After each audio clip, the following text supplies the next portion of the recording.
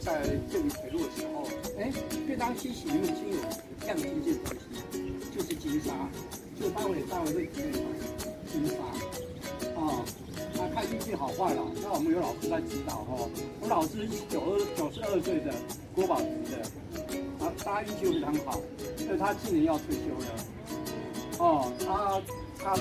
我们的那个国宝级的，他也是我们文化馆的朋友，我是属于中华省文化馆，这是我们肖大哥，